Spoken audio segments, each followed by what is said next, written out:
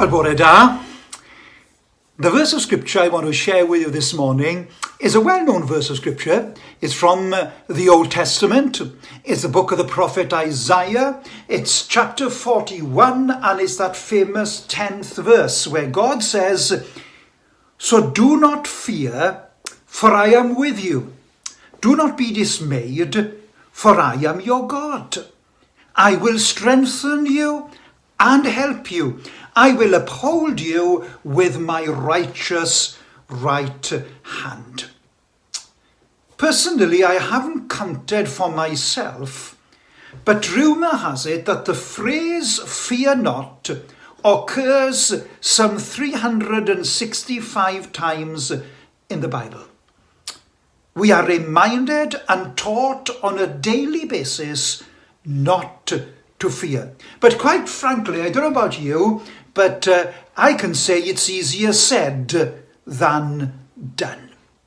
You see, threads of fear always used to rise up when my daughters used to walk out of the front door for an evening, and I couldn't rest until I knew they had arrived home safely. And no doubt there are many a dad who know that experience. Stabs of fear grab my attention at a doctor's or a dentist's appointment.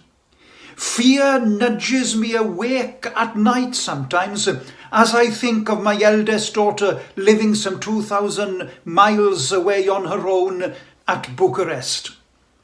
These are just a few things to fear. And it could be argued that fear is the enemy of God's people. This 4-letter word is the crux of the Christian walk because, like a fashion show, it struts down the runway of our lives in the form of gloating. You're not enough. God can't and won't save you. You're stupid.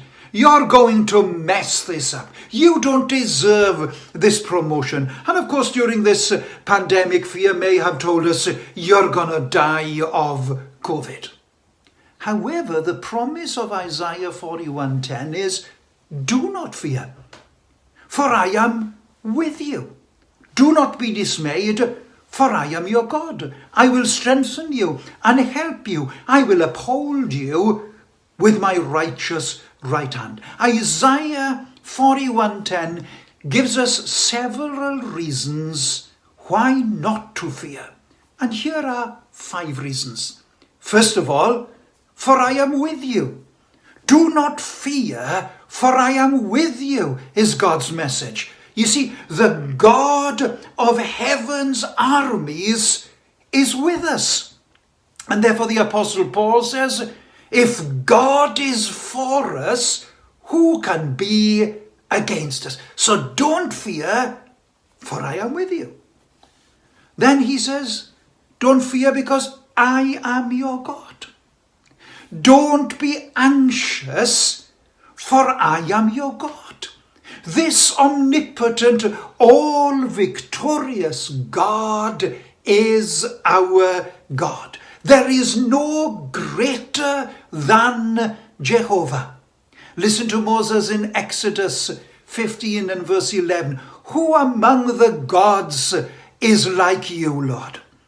Who is like you, majestic in holiness, awesome in glory, working wonders? It's this God that says to you and me this morning, I am your God. So don't fear, because God is with you. God is your God. And then thirdly, do not fear, I will strengthen you. In our frailty and fear, our weakness and despair, our God has promised to strengthen us. The psalmist says that God is our strength and our song and has become our salvation. Furthermore, he reminds us that God is our refuge and our strength, our present and pleasant help in time of trouble. So don't fear. I will strengthen you. then don't fear, says God, I will help you. Whatever reason we have to fear, God has promised to help us.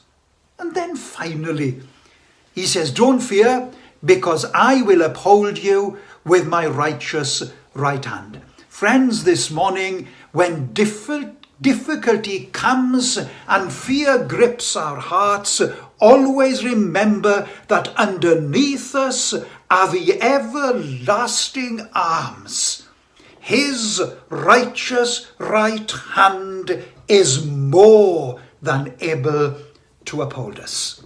So my friend, this morning, fear not, God is with you. Fear not, God is your God. Fear not, God will strengthen you. Fear not, God will help you. Fear not, God will uphold you. And so this morning, may God help us all to fear less and trust him more. Have a great day. Pob endydd. Hwyl fawr.